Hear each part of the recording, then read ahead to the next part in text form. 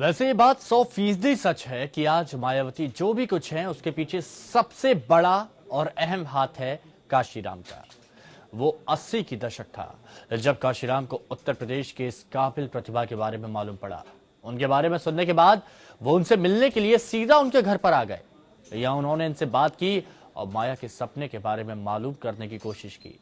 यहाँ काशीराम को मालूम पड़ा कि वो एक आईएएस ऑफिसर बनकर समाज और लोगों की सेवा करना चाहती हैं। तब माया को काशीराम ने कहा कि वो उन्हें सीएम बनाएंगे और तब एक नहीं ऐसे कई ऑफिसर फाइल लेकर उनके पीछे चलेंगे और उनके ऑर्डर का इंतजार करेंगे। मायावती अपने इस कामयाबी का श्रेय हमेशा काशीराम को देती रही है। आज से तकरीबन 16 साल पहले मायावती ने अपनी सारी कहानी सुनाई थी। तब हमारे सहयोगी प्रदीप राय ने उनसे खास बातचीत की थी। एपीएन आर्काइव से देखिए ये खास पेशकश। मैडम, आपको लोग जानते नहीं हैं कि जो मायावती हैं, जो चीफ मिनिस्टर हैं, नेता हैं, आप इस नाते सब लोग आपको जानते हैं, सांसद के नाते सब लोग जानते हैं, लेकिन आपको ये लोग नहीं जानते कि आप यहाँ तक कैसे पहुँची। आपका जो सफ़र था बचपन से लेके अब तक का, ये कैसा था और आप कैसे यहाँ तक पहुँची? इस बारे में मैं आपको ये बताना चाहती हूँ कि मैंने भी नहीं सोचा था कि मुझे इस लाइन में आना पड़ेगा, लेकिन जब मैं स्टूडेंट थी और समर वेकेशन के दौरान अपने पेरेंट्स के साथ कभी अपनी नानी के यहाँ जाया करती थी, तो वहाँ पर मैंने देखा कि दलितों के मोहल्ले अलग हैं, ब्राह्मणों के मोहल्ले अलग हैं, ठाकुरों के मोहल्ले अलग हैं, मुसलमानों के मोहल्ले अलग हैं।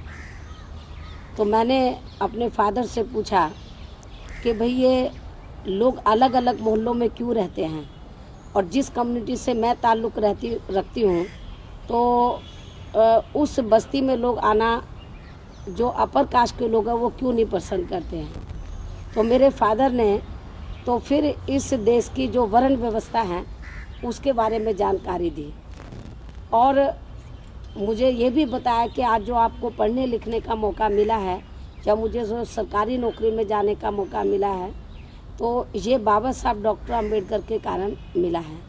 तो पहली बार मैं अपने फादर से बाबा साहब डॉक्टर अम्बेडकर का नाम सुना, फिर मैंने उनके लाइफ के बारे में पूरा स्टडी किया, उनके वर्क के बारे में किया। तो उसके बाद तो फिर मैंने ये फैसला लिया कि मुझे अपनी पढ़ाई लिखाई पूरी करने के बाद तो इस कार्य में लगना चाहिए जो आज भी देहातों में, आज भी शहरों में जो हमें ऊंच नीच की खाई देखने के लिए मिलती है, तो ये ठीक नहीं है, इसको हमें ख़त्म करना है। आज भी हमारे लोगों को जानवर से भी बदतर लोग समझते हैं, ये अच्छी बात नहीं है।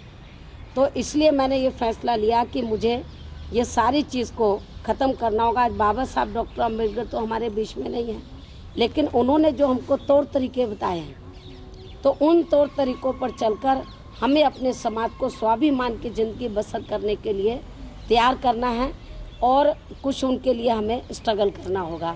तो तब मैंने इस लाइन में आने का ये फैसला लिया। राजनीति में आ गई मैडम, राजनीति में आने के बाद, राजनीति में जब आप आई तो कभी सोचा था हमने कि चीफ मिनिस्टर बन जाएंगी आप?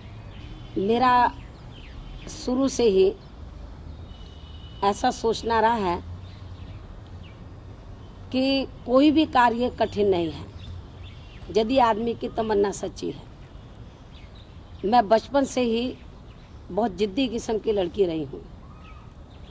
किसी भी क्षेत्र में मैंने कदम डाला है किसी कार्य को करने के लिए, तो मैं जिद के साथ लगती थी कि मुझे उस कार्य में कामयाबी हासिल करनी है।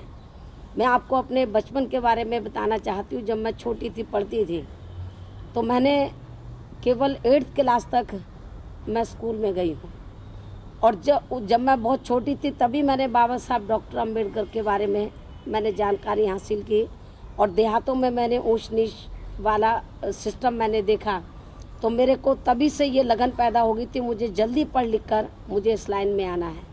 तो उसके बाद मैंने 8वीं क्लास पास करने के बाद 9वीं, 10वीं और 11वीं 3 साल का कोर्स मैंने दिल्ली से 1 साल में किया था। दिल्ली हाई सेकेंडरी, उस समय लड़की 8वीं के बाद 11वीं का दे सकती थी इम्तहान। तो 9वीं, 10वीं, 11वीं का 3 क्लासें मैंने 1 साल में पास की इस जिद की वजह से। और उसके बाद फिर मैंने दिल्ली यूनिवर्सिटी से ग्रेजुएशन किया। फिर बीएड किया, दिल्ली यूनिवर्सिटी से मैंने एलएलबी किया।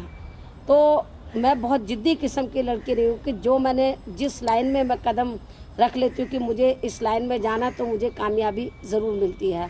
तो और जब मैं इस लाइन में आई, जब जहाँ बोलने की राजनीति में आना या मुख्यमंत्री बनना, क्योंकि मुझे अपनी मेहनत के ऊपर भरोसा था कि यदि मुझे अपने समाज के लिए कुछ करना है तो मुझे बाबा साहब डॉक्टर अम्बेडकर की उस बात को ध्यान में रखकर कि बाबा साहब डॉक्टर अम्बेडकर ने क्या कहा था कि यदि बहुजन समाज के लिए कुछ करना है ज़िंदगी के हर पहलू में, तो इस देश के अंदर केंद्र और सूबों की पॉलिटिकल पावर की मास्टर की बहुजन समाज को अपने हाथ में लेनी होगी। यदि ये मास्टर की हमारे हाथ में आ जाती है तो फिर बहुजन समाज का इस मास्टर की के माध्यम से भला किया जा सकता है।